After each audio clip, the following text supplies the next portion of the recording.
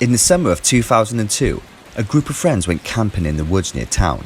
They heard rumours of strange creatures living in the forest, but they didn't take the stories seriously, until one night they saw it for themselves. As they sat round a campfire, they heard the rustling in the bushes nearby.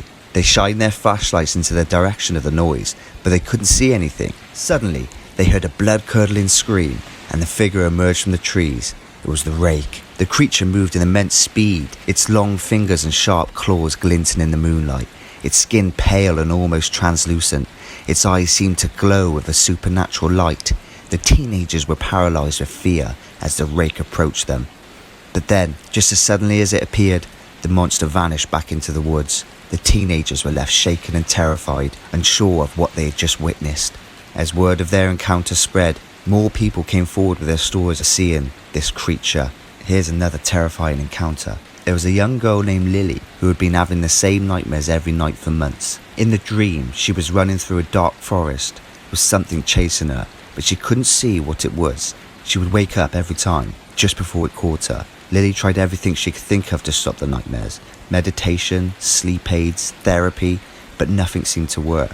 She was exhausted and terrified, constantly looking over her shoulder in fear, and whatever was chasing her in her dreams might come after her in real life. One night, after another restless night of sleep, Lily woke up to find the rake standing at the foot of her bed. The creature was tall and thin, with pale skin and long claws. Its eyes, they glowed in the darkness. Lily was frozen with fear, unable to move or scream. The rake just stared at her for what felt like an eternity, before turning and walking out of the room, disappearing into the shadows. From that night on, Lily never had a nightmare again, but she could always feel the rake watching her from afar. She never knew what the creature wanted from her, or why it even chose her in the beginning. She knew that it was always there, waiting in the darkness. As the years passed, Lily grew more and more paranoid, always checking to make sure all the doors and windows are locked at night. She stopped going out after dark, afraid the rake might be lurking in the shadows. Her friends and family tried to reassure her that it was just her imagination, but Lily knew better. She could feel the rake's presence wherever she went. Over time, Lily's fear consumed her, until she became a recluse, never leaving her house except for emergencies. But even then, she would never let her guard down, always watching and waiting for the rake to return. Eventually, Lily passed away, not knowing if the rake was real or just a figment of her imagination. But for those who knew her, they could see the toll that the fear had taken on her life. They would always remember Lily as a kind, gentle soul, always forever haunted by the constant fear of the unknown. My friend and I were exploring an abandoned building late at night when we heard something moving upstairs. We shrugged it off, thinking it was just a wild animal rummaging through the trash.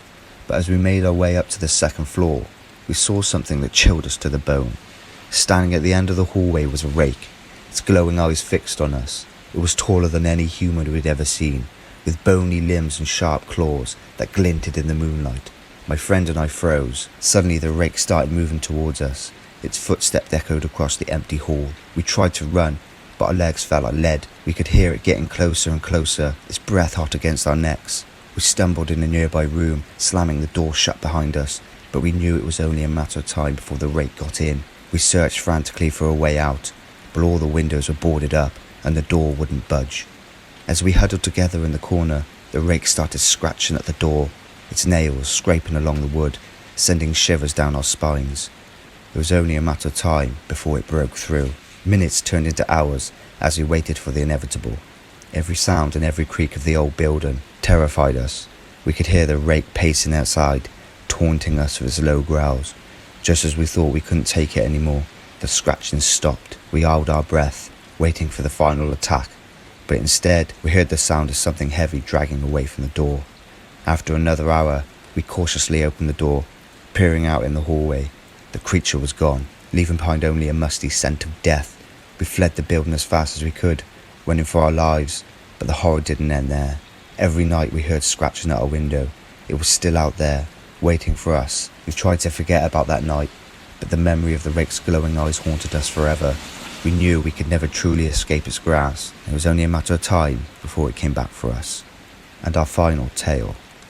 I had always known there was something off about my house. The creaks and every flicker of light made me feel as if I was not alone, but it wasn't until I found the tunnel in my basement that I knew that for sure I was living somewhere truly sinister. At first, I thought it was just the old coal chute or wine cellar.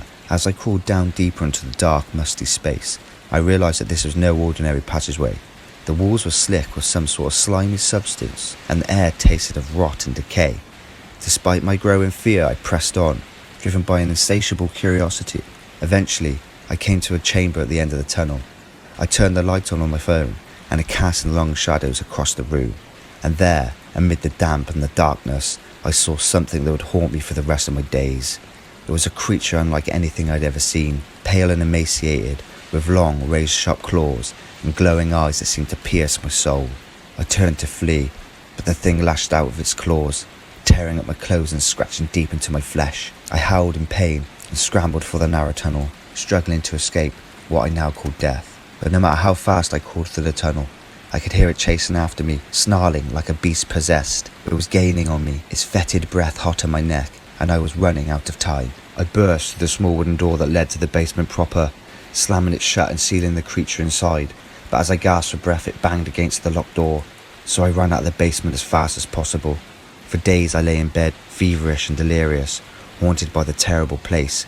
I could feel the creature's claws tearing into me, hearing its demonic breath ringing in my ears. And though I tried to convince myself that it was all just a bad dream, it wasn't. It was real, and I have scars now to prove it.